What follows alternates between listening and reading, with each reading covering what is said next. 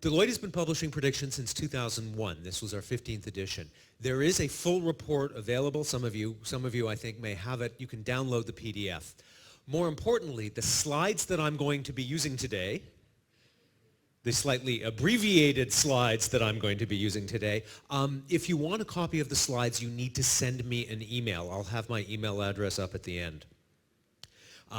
The other thing is that we will have some time for Q&A, and if I'm missing as many slides as I think, we'll have even more time. Let's start with predictions 2016.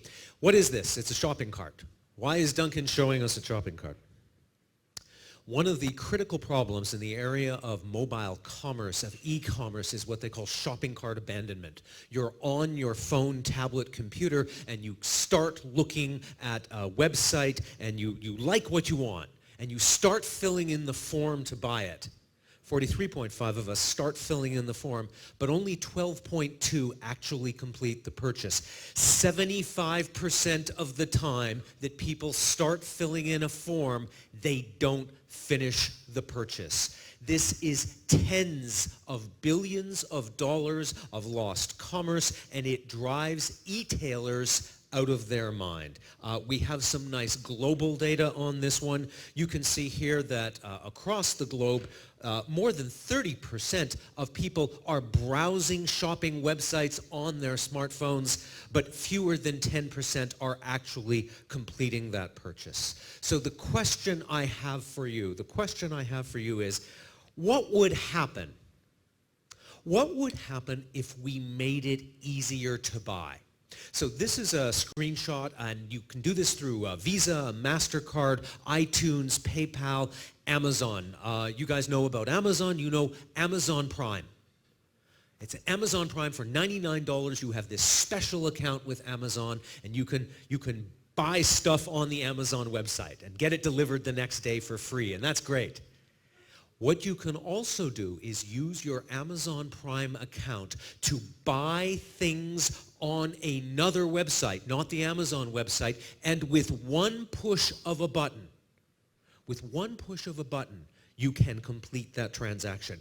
The phrase I use for this is that smartphone, mobile shopping, the mobile online checkout just got an express lane.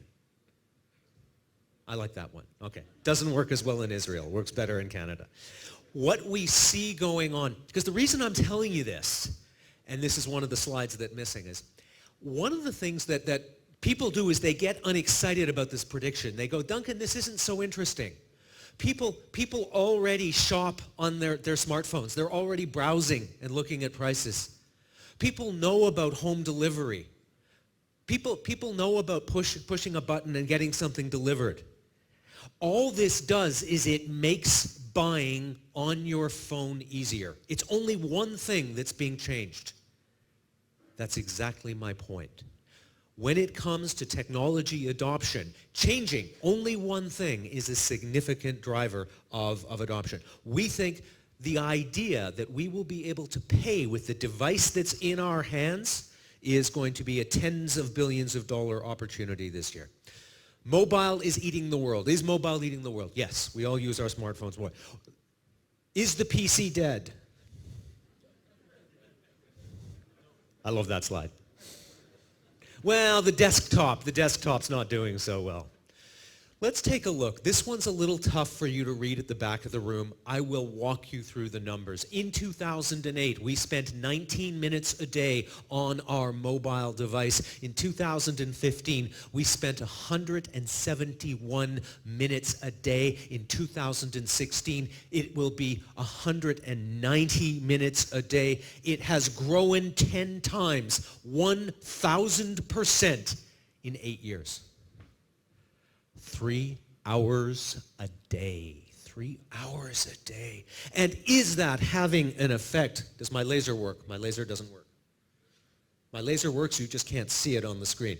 Does that growth in mobile, what has that growth in mobile done to newspapers and magazines? It's killing them.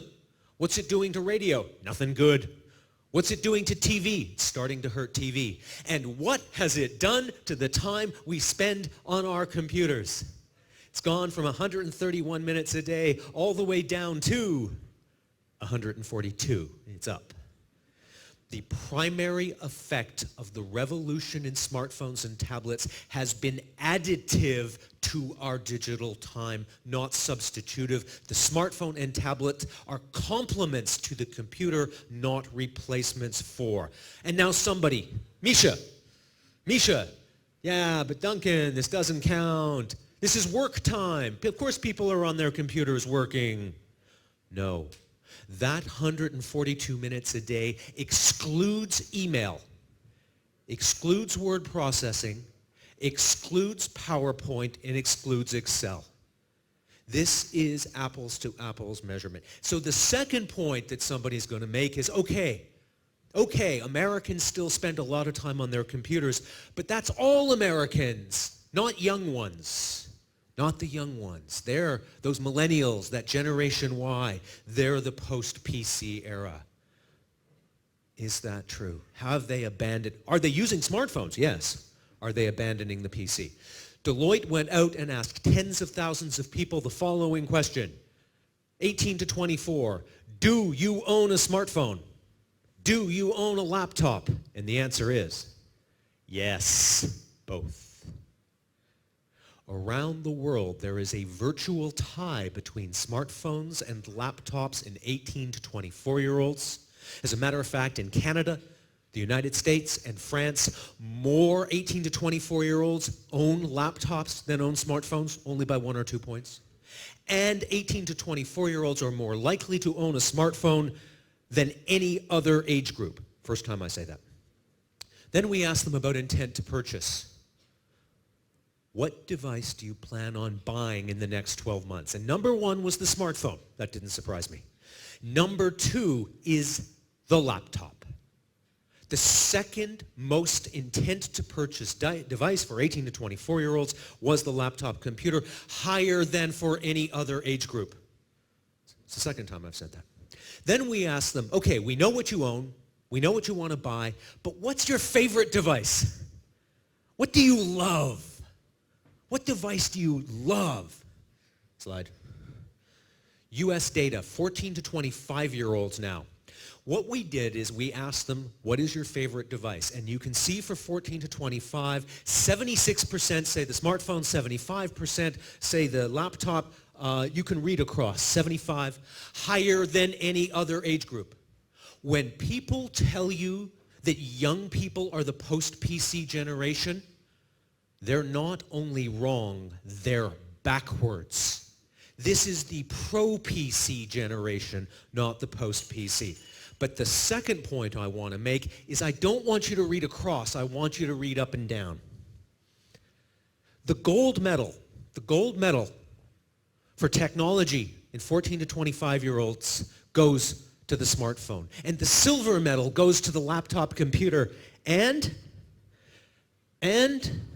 there is no bronze medal.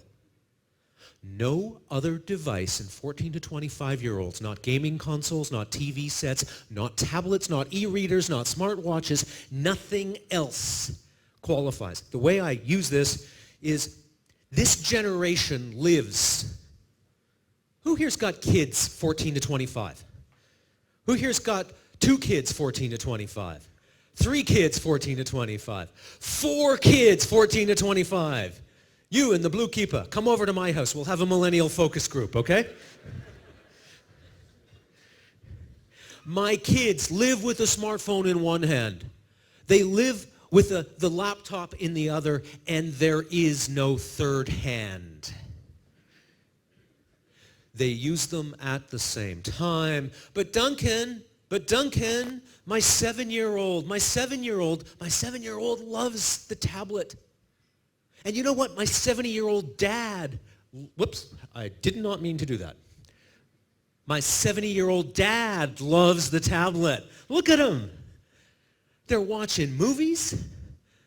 They're playing games. They're reading stories. Isn't that cool? Yes, it's cool. It's so cool that a 7-year-old and a 70-year-old are using a tablet together. It's so cool. And when you're 15, you know what's less cool? using the same device your little brother and grandfather do. There is an emerging behavior. Teenagers at 13, 14, and 15 are putting their tablets away as children's devices and graduating in a rite of passage to the laptop computer the way the cool kids in university and grade 12 do. So keep your eye on this one. We actually see falling ownership of tablets in this 14 to 25 age group. Now, we had some commentary on chips. This is the stupidest slide in history. Deloitte Canada worked with Ipsos Reid, and we did a poll of Canadians and asked them, why do you use your laptop instead of your smartphone? And they answered, because it's got a big screen and a keyboard. I was shocked. I know, I couldn't believe it. We went back and did it again just to make sure. The slide's not as stupid as you think. Moore's Law, exponential growth, extreme lithography, 7 nanometers. The chip, see those bottom 4? Faster, multitask, memory. The chips inside your smartphone in 2020 will be just as fast as the chips inside your PC. They'll have just as many cores. They'll have just as much memory. I predict that by 2020, okay, maybe 2022, on the bottom 4 things, the smartphone will have caught up to the PC. But do you know what the smartphone won't have in 2020? It won't have a bigger screen, and it won't have a keyboard. The reason that the laptop computer continues to be a desirable device in 2016 for 18 to 24-year-olds and for 18 to 24-year-olds in the year 2020, 2025, 2030 is because it has a big screen and a keyboard, because nobody has ever written a 5,000-word university essay on a smartphone. Let's take a little deep dive just into the financial service industry. This is from Fair Isaac Corporation in the States. Is anybody here in the ad business? Advertising? We got nobody in advertising here. I love this slide. It's such a great slide. Let's make a slide about millennials. Find some kids and give them longboards. Very imaginative. I'll read this one to you. Millennials at 26% are more likely than Generation X or baby boomers to use a bank's mobile app.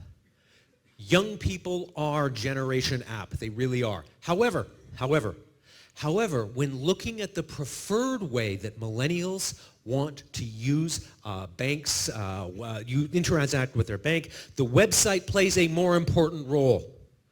Look at the slide. Is this generation willing to use apps? Yes, but by 2 to 1, they prefer looking at their computer and on the bank website to their smartphone. Why? Because nobody wants to go through 3 months worth of credit card statements on a 4.5-inch screen. So, when I talk to banks around the world, this is a real conversation.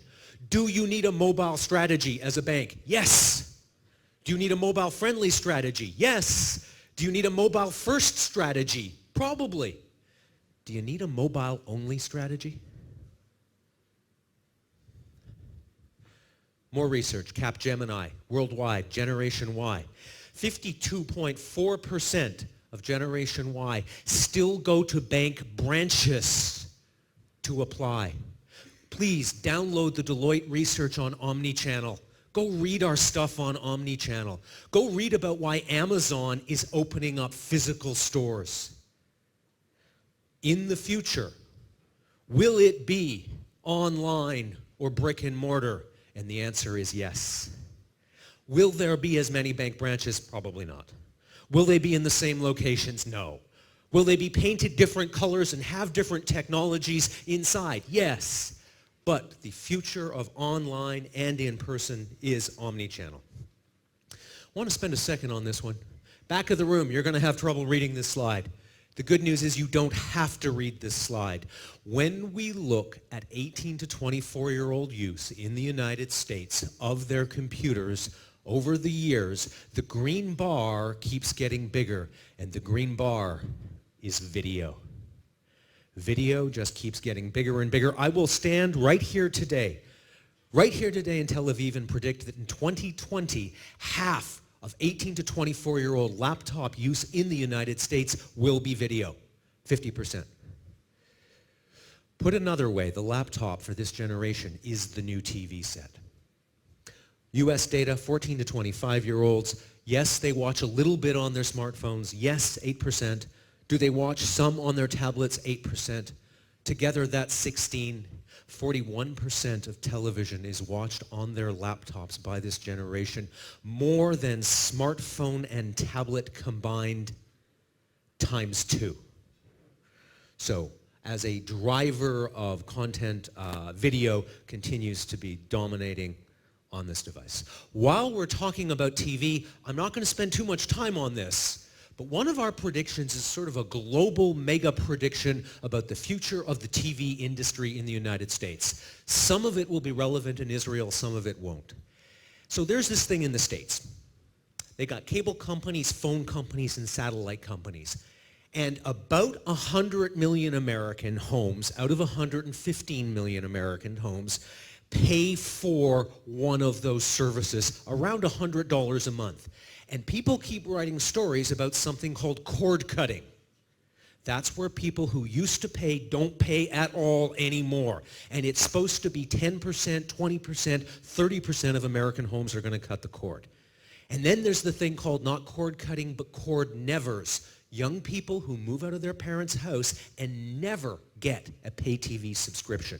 And then there's a thing called cord shavers, people who don't pay as much for TV and will now pay less. And then there's a thing there where people are watching less TV every day. This is called having a life. I don't want to, do I have all the slides for this? I do have the slides for this. Hey, look at the slides. Look at the terrible collapse in U.S. pay TV subscription. It's down. It's down about 0.8%. Now, folks, up is good. Flat is okay. Down is bad. This is bad. It's a shrinking industry. It's not growing. It's not stable. It's falling. It is falling. All of those stories you've ever read about cord cutting are sort of coming true. It is down 0.8%. The U.S. newspaper industry declined 17% last year after 15 straight years of double-digit declines. One of these things is not like the other. When people tell you that TV is turning into the newspaper industry, it's a little hard to look at it that way. However, younger people are moving out and they're not getting paid TV. Take a look. Penetration has fallen. Used to be 90%, now it's 85, and next year it'll be 83, and then it'll be 80.5. And in 2020, only 75% of Americans will have pay TV, which isn't as high as it was in 2010. But 3/4 is still a pretty big group of Americans to reach. If you want to run an ad and reach 75% of Americans fast, easy, we just were having a chat online on email with this one. If you're an ad buyer, clicking that buy a TV ad button, boy, that gets a lot of people at once. Here is a slide of monthly TV payments in Brooklyn. See that? See, it's almost $100 a month? That doesn't include internet. That's TV only. Pay TV rates in the United States, with all the calls for the death of TV, continue to rise. Now, they're not going to rise as fast as they used to. They used to go up 6, 7, 8, 9, 10% per year. Going forward, we think they're only going to go up 4 or 5% a year. Not bad. I'm going to skip this one. Here we go. Here's my favorite slide. Back of the room.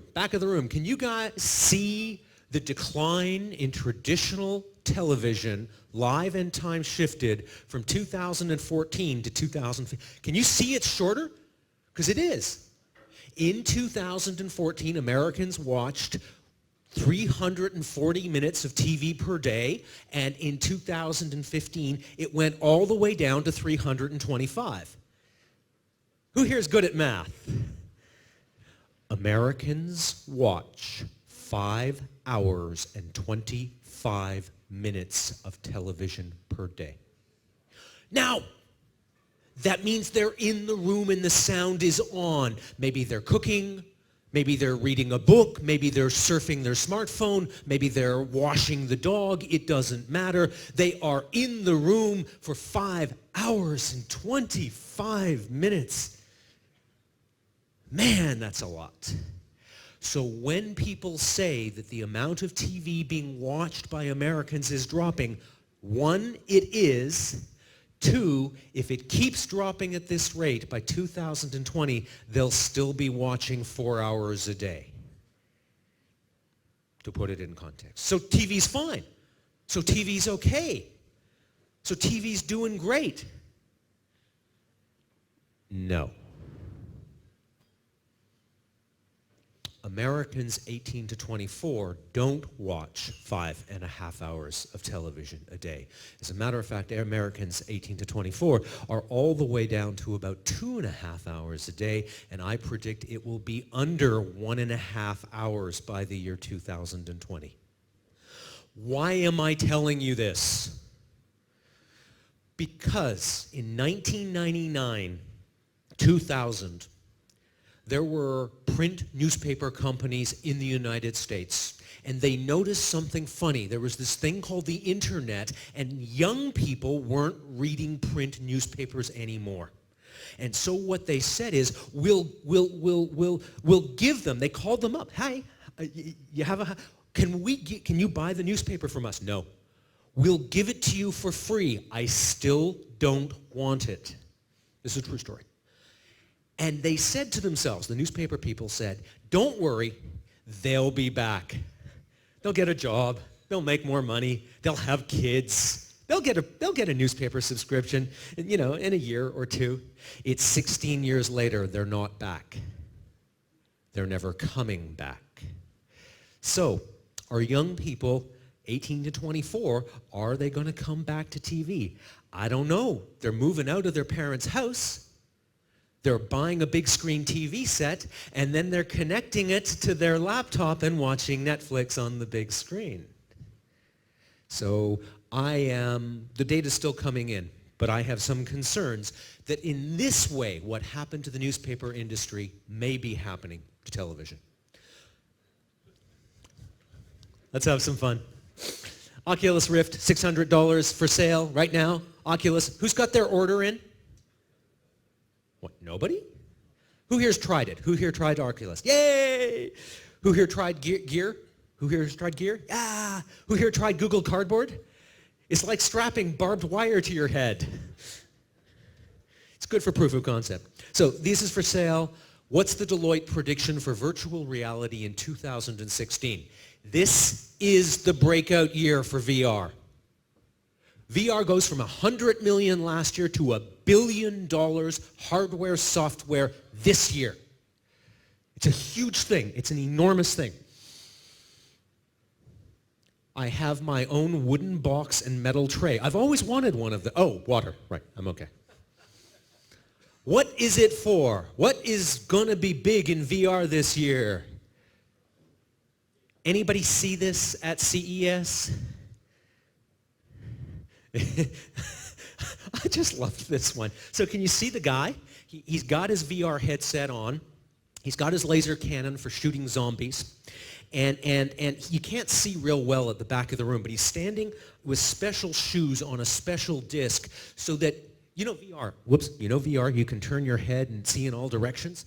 That's what he's doing. He's shooting zombies and he's running in place.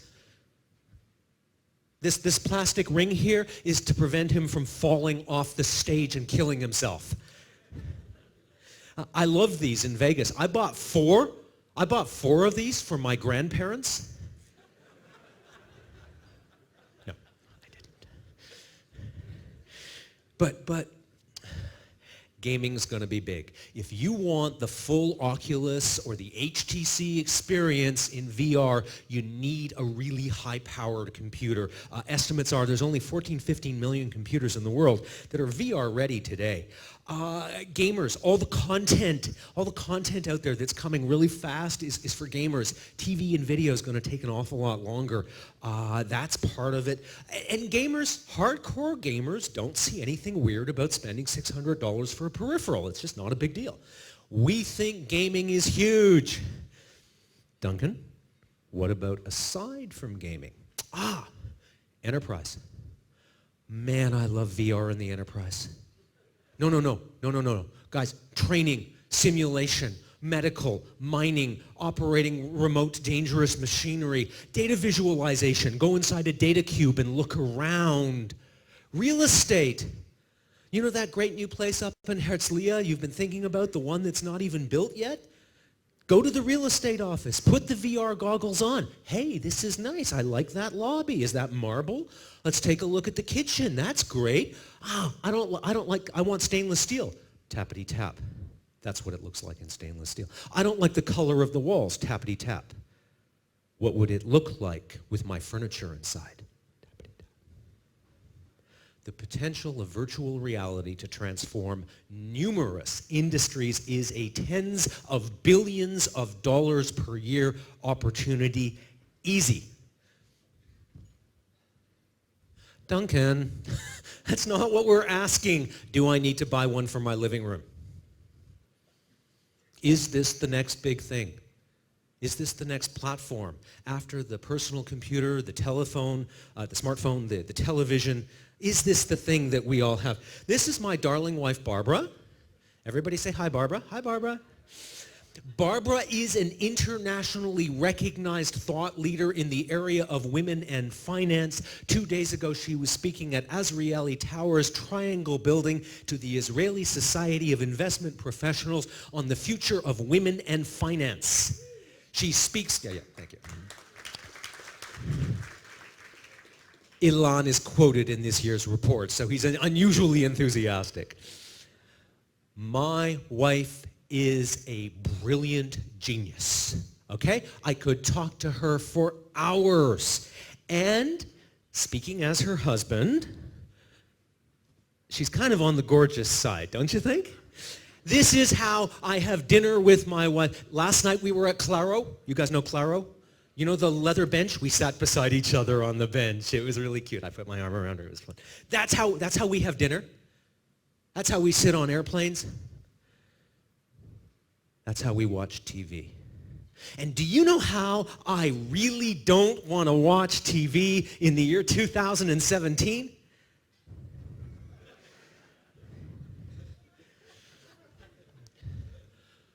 I'm not kidding. This isn't Google Glass. This isn't AR where you see through. This isn't a little transparent window. You put it on your head and you can't see through the device. And if you wear the earphones, you can't hear. Are there people who will wear this to watch movies and TV shows? Sure. 5%, 10%, 15%, 20%, I don't know. But, do you have kids? You're going to do this and you can't hear a kid cry from upstairs? You're going to do this and not be able to talk to your wife, your husband, your parents? The dog? The dog's standing in front of you making sad face and you can't see the dog. Please, please, please tell me somebody in the VR industry asked the customers. I did a focus group in Sweden. 15 people, 18 to 34, 8 of them were young women. 4 of them said the following. Please listen very, very carefully. I will never put a thing over my head where I can't see out of either eye or hear in my own apartment even with the door locked. It's creepy and I would worry about somebody sneaking in. And I thought, wow, 4 out of 8. Boy, that's gonna hurt the VR market forecast. And then the other 4 young women said, I hadn't thought about that. You're right, I'm never wearing one either. Human beings are... Look at us here.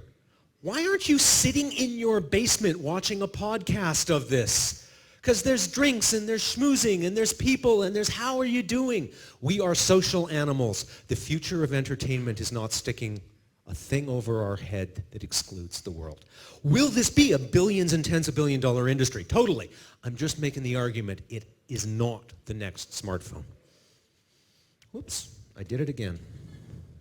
Let's talk a little bit, 2 seconds. Anybody here see Star Wars? Yay, Star Wars. Did anybody here see it on a 5-inch screen? Did anybody here see it on a 500-inch screen? Here's a slide showing what has happened to the North American movie industry in the era of Netflix. Please compare and contrast this to the blockbuster slide of the same period. Movie industry goes up some years, down another. Per capita, it's going down a little. Why am I showing you this? Because of this one slide. The number one reason for going is the bigger screen. That doesn't surprise me. What's the number 2 reason? What's the number 2 reason? Who here knows what Netflix and chill means? It's not a thing in Israel, apparently. Okay. Look it up when you get home. In an era of supposed kids stealing every movie they can and watching everything on Netflix, the number 2 reason for going out to the movies is that we like going on dates. At the end of the day, technology matters, but human beings, human psychology, human behavior matters more. Speaking of scary movies, AI. This is hot. This is hot. You folks have seen AlphaGo beating the world 9th Dan Go champion. That's a significant breakthrough in the world of AI. But I don't want to talk about Go. I don't want to talk about Kasparov and Deep Blue. I want to talk about something else. This is the US game show Jeopardy! In 2011, IBM's Watson, a machine that cost millions of dollars, was about the size of a Fiat and used more electricity than this building, was playing against Ken Jennings and Brad Rutter, and Watson won. The computer won, and I beat them badly. And IBM said, everybody in the world should now go out and buy our computer software called Watson, okay? But there's a problem, and that problem is complex. So I need to have a special guest. I mean, here in Israel, we have a good budget for this event. I hope you enjoyed the food and wine. What I've done is I've flown in a special guest, somebody who is a specialist at forecasting future technology trends, including artificial intelligence, and also was a contestant on Jeopardy, so that you can understand. Are you guys ready for this? It's me. So you're all dying to know. I was on the show also in 2011, and you're all dying to know, how did I do? I did really well in my game. I came in 3rd. There are only 3. That was last, same as last. But there's a reason I'm telling you this. Why did I lose on Jeopardy? Well, see, if you've ever seen the show, there's some great questions. Some great questions about biology, and chemistry, and medicine, and all kinds of cool stuff that I could apply to the business world. And there's also questions on what's the state flower of Delaware? What's the nickname of the University of Oregon team? It's the Ducks. Okay, you knew that. Okay, I knew that too. Were you on Jeopardy? No. But anyway, so that's one of the things. One of the reasons that Watson won is that it was really good at playing that kind of stuff that isn't essential knowledge, it's Jeopardy knowledge, it's TV game show knowledge. And the second reason is, if you've ever seen anybody playing Jeopardy, you see them doing this. See, there's a buzzer. You got to ring in. Whoever rings in first gets to answer the questions. And the thing is that all the people who play Jeopardy have gone through a lengthy audition trial. So everybody knows the answers to 80% of the questions. So if you happen to have reaction times 1/100th of a second faster than your competitors, you win the game. Do you know what computers are really, really, really good at? Watson won. IBM said Watson software is available for sale. Everybody buy it. Use it to run your hospital. And the guy who runs the hospital said, I don't know. I really don't need a computer with thousandth of a second reaction times that knows the state flower of North Dakota. It's just not all that helpful. By the way, none of this is negative on Watson. Watson is now selling like hotcakes. Why? Because it's not 2001 anymore, 2011, it's 2016. In the last 5 years, we have seen remarkable progress in AI. We like to, at Deloitte, call it cognitive technologies. These are things like natural language processing, computer vision, speech recognition. Probably the single biggest one is machine learning.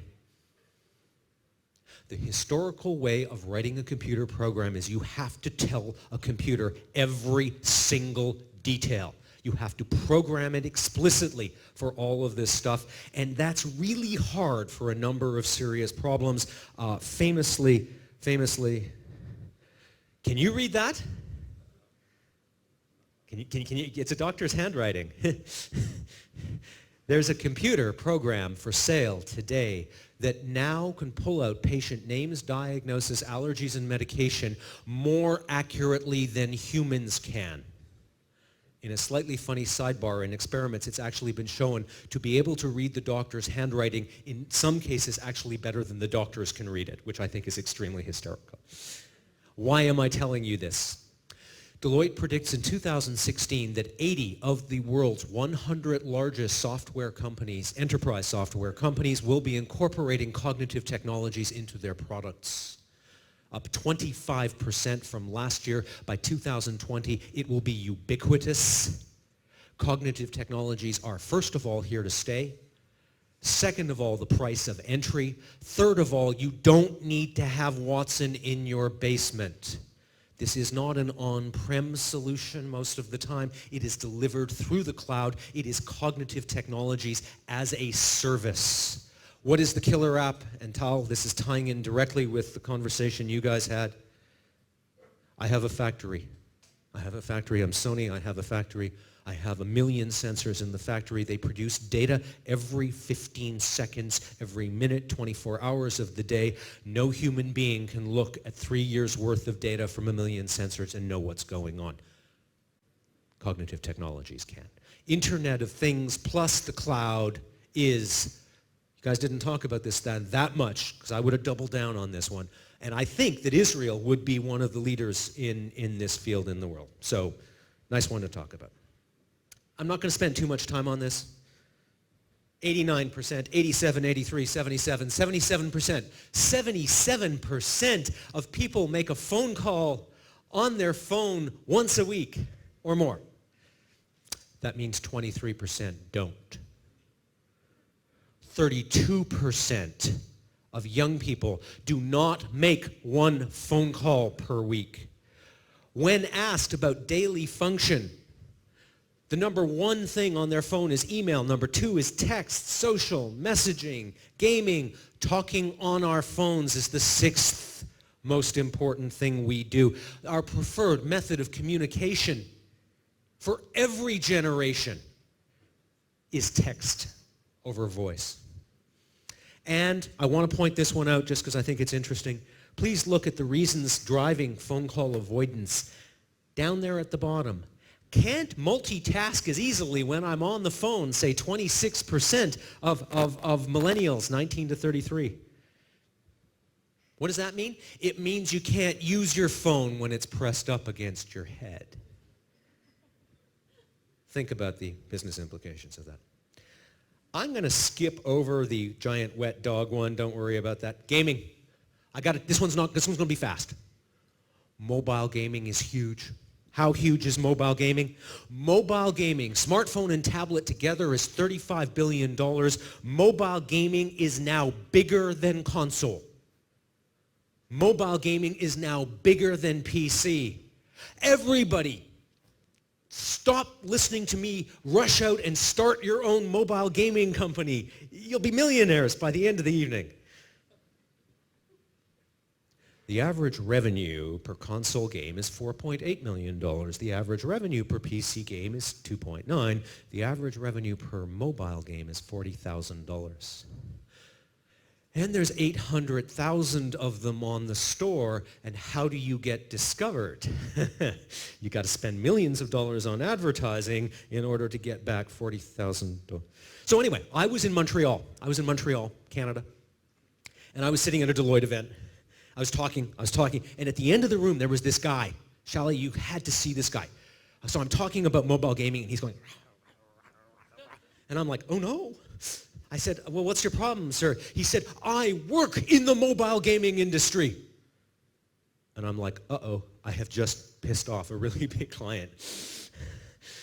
And I said, so, sir, I'm so sorry. I didn't know you were in mobile gaming. And you're disagreeing with what I'm saying? And he said, no, it's much worse than you say it is. Hey, there are mobile games that make millions and tens of millions and hundreds of millions. But the idea that mobile gaming is some magical pot of gold at the end of the gaming rainbow? No, not going to happen. Ad blocking. Who here has an ad blocker installed on their computer? You're destroying the media industry. You know that, right? Who here has an ad blocker installed on their smartphone? A few, not so many. That's a thing that's happening in 2015, 2016. We predict that 12 to 25%, depending on the country, of people will have ad blockers on their desktop, laptop computer. But we predict that by the end of the year, mobile ad blockers will be on 0.3%. Why so low? Mobile ad blockers only block browsed content. In-app ads are not taken out. Largely, there are a couple of exceptions. We believe that the average person spends way too much time in-app, not enough time in the browser, on the mobile browser. So we think that mobile ad blockers, which used to be number 1, 2, 3, and 4, and 5 on the iTunes store, they're not even in the top 100 anymore. We think mobile ad blockers, maybe one day, but not 2016. Hey, what percent of doctors graduating from school these days are women? 50? What more? What percent of lawyers are women? 50. What percent of accountants are women? 52. What percent of the population is women? 50. What percent of IT workers in Israel? We got the number today. What percent of IT workers? Not in IT industry. IT across all industries. What percent of IT workers are women? 17%. More or less in line, by the way, with the rest of the world. I want to talk about this because there's this thing out there called parity, gender parity, 50-50. You know gender parity? If you divided it by 2, we'd still be failing.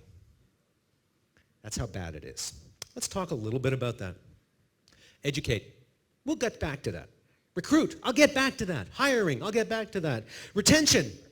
Let's spend a second on retention. Women with an IT background after 10 years are twice as likely as men to have left the field, whether or not they've had children. Women in the United States are 45% more likely than men to quit an IT job in the first year. Now, I want you to pause, take a little breath, work with me on this one. 45% more likely in the first year. So they get a job paying $100,000 a year, they got a bunch of stock options with a 1-year cliff, and we can drive them out of the industry in 365 days? Wow. That's pretty fast. So let's talk about some of this. Who here was born in 1964? Yay, there's a guy at the back. We're the only ones? Okay, anyway.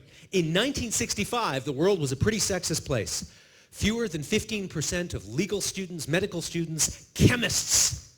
Fewer than 15% of chemists were women and computer science. But it got better.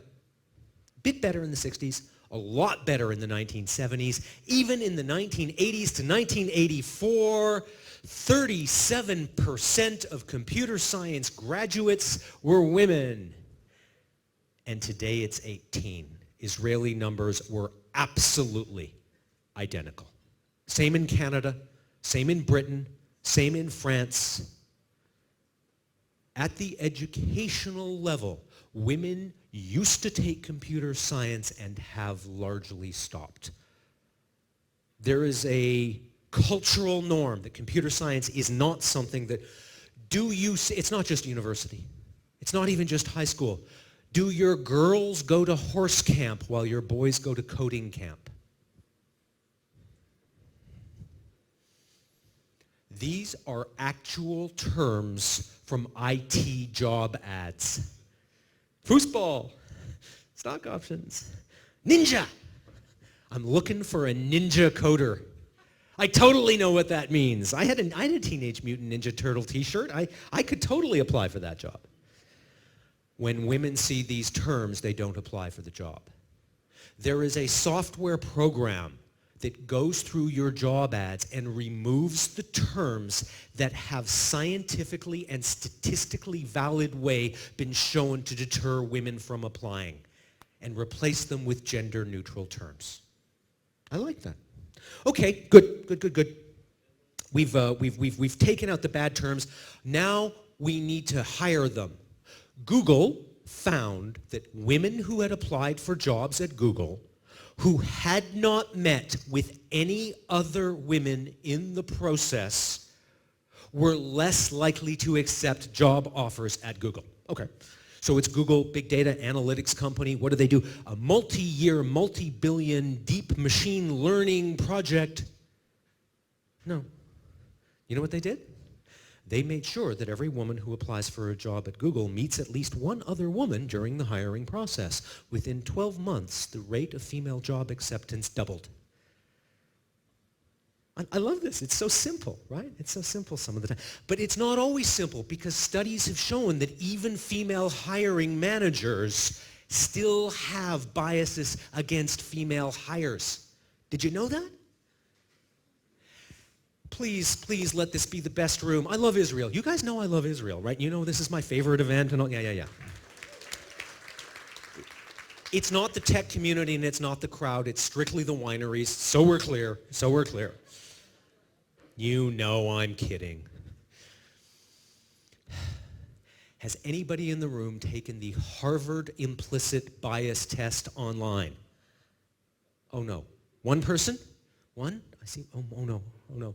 How did you find it? I can't hear her. Was it good, bad? Give me thumbs up, thumbs down. Okay. How does it work? You sit at your computer and you tap little buttons. You have 1/10 of a second to react each way. They show you pictures of men and women and you associate it with certain professions. And you're smart, you know what they're doing. They're trying to make you say doctors are boys and nurses are girls, and then they do it for people of different colors. And yes, they're trying to make you say the brown guy is a terrorist. That's what they're trying to do. I'm not trying to make a joke in Israel. It's serious. You take the test. That's what they do. And you're smarter than that. You're not sexist. You're not racist. You're not going to fall into that trap.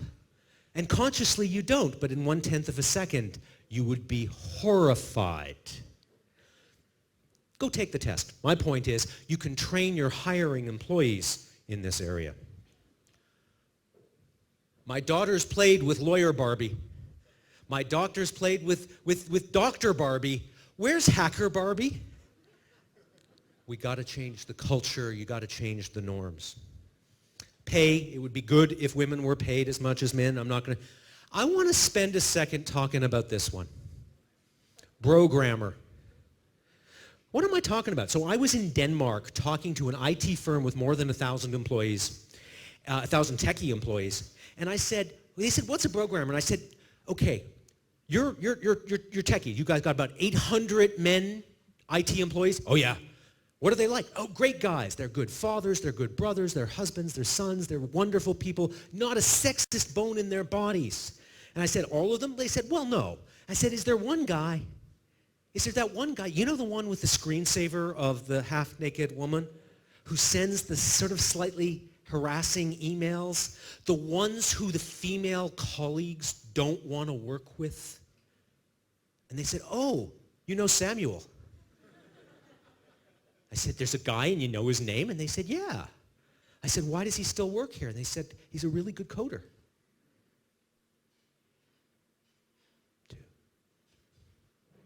I spoke with the head of HR at a large West... I'm going to ignore that joke. Okay, I'll move along with that one. Thank you, Tom. His joke was in Israel. We call that president, anyway.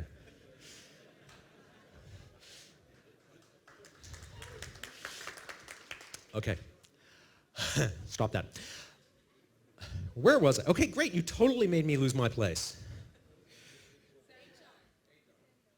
Guy at HR from the West Coast. He's 52, 53. He has no hair, and what little is left is gray.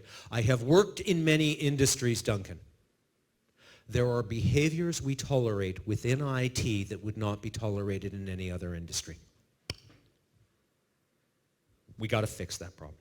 Now, sexual harassment, blah, blah, blah. Here's my favorite slide. Why? We got Marissa. We got Cheryl leaning in, Ursula at Xerox, Safra at Oracle, Kirsten at Twitter. I haven't even got room for Jeannie at IBM and Meg at HP. My slide of inspiring, wait for it, CEOs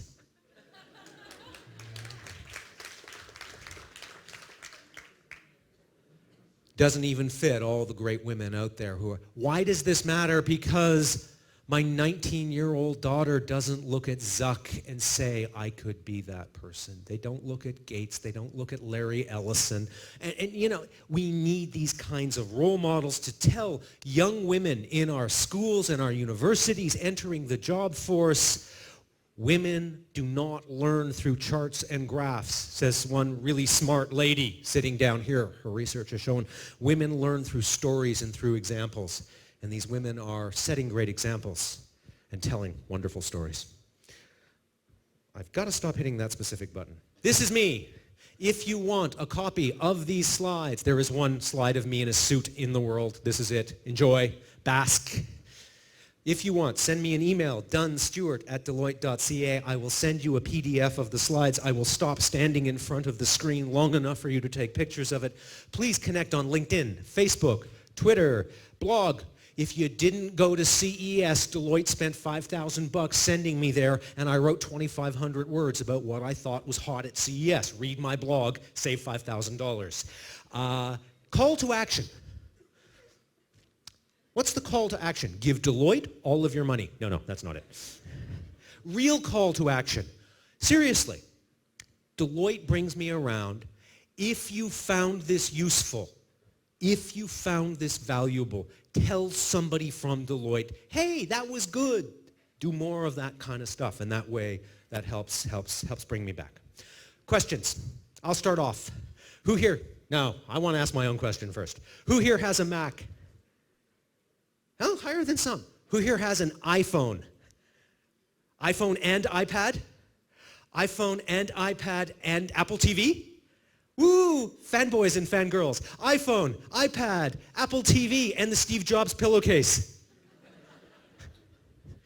iPhone, iPad, Mac, and the Apple Watch. Are smart, not Apple. Shali's got a great one. You got the Huawei, right? It looks great on him. It looks fabulous. Will there be millions sold? Yes. Will it be billions of dollars? Yes. Is it the next smartphone, tablet, TV set, computer? The data looks like probably not. The gentleman at the back in the plaid Argyle shirt, yes. I think there's a microphone right beside you.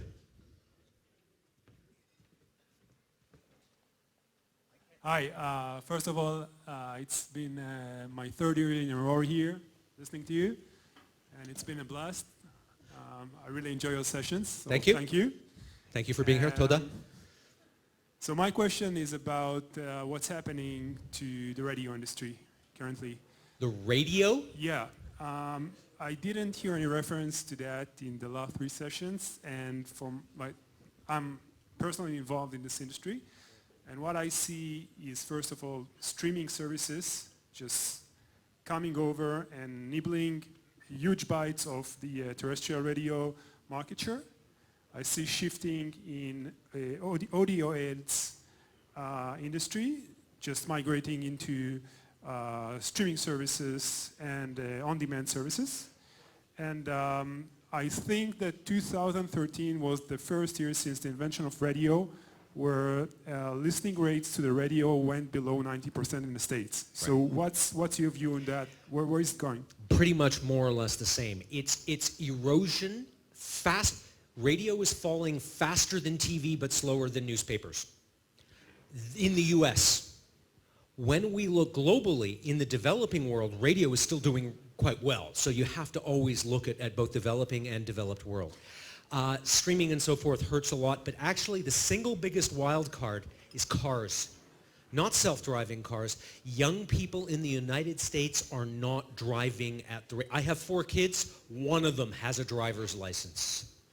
And that move of, because one of the large captive markets for radio in North America remains drive time, that time you're driving to and from work, big commuter culture. If young people largely move into the cities and stop driving cars, we will see the 2 to 3% decline we've been seeing in traditional terrestrial radio broadcast begin to turn into a 4 to 5 or even 6% decline. Great question. I never get enough questions about radio. Gentlemen here. Education technologies. Yes and no. Well, we got to remember the point when everybody was talking about whiteboards in the classroom? That's not going so well right now. Many of those are not being used or even being pulled out. Tablets, we're gonna have kids read all their assignments on tablets. The kids hack the tablets, drop the tablets, play games on the tablets, and it turns out that what you read on a tablet, you don't remember as long as what you read in a print book.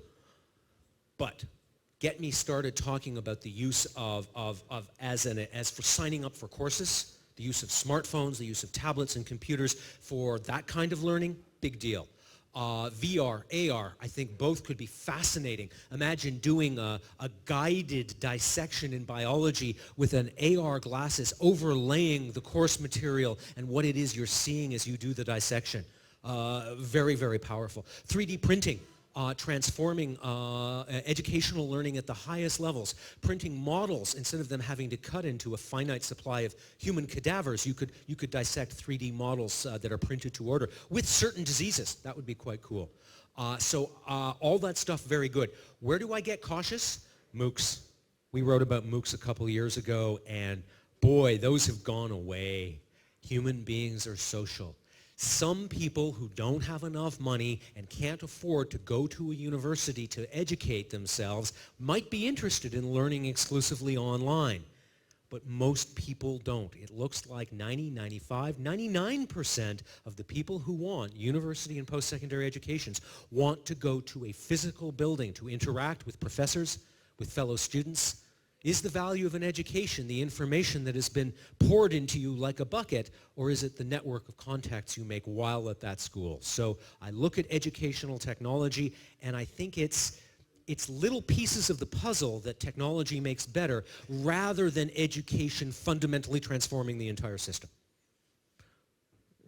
It's a tie. Vered? Thanks. I wanted to ask about hackers. Should we be taking hackers more seriously in 2016? You spoke about hospitals in Watson, and you know about the hospital in LA, so I'm wondering. So I can't remember who was it who was it about the asymmetric cost of security? Yes. The cost of stealing information continues to drop. The cost of protecting that information continues to rise, and the value of that information in many cases rises as well. But I need to spend a second talking about something, I'm sorry, Antonio talked about. Internet of Things. Security. You got firewall on your computer. It's pretty good. You have firewalls on routers. It's excellent.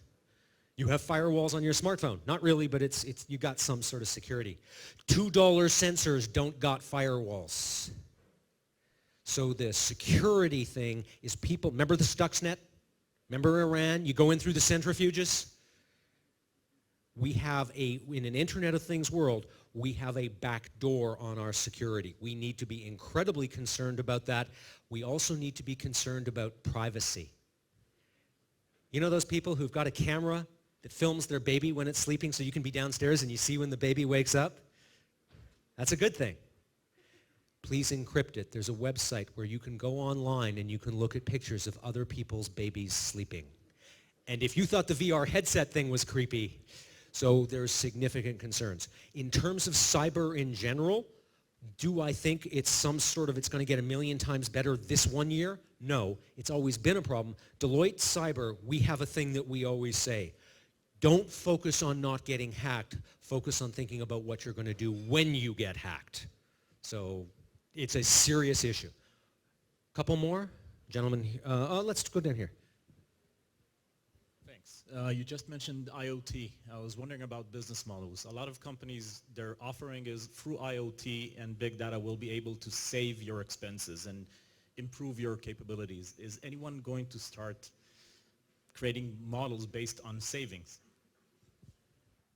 For IoT, we had a conversation last night.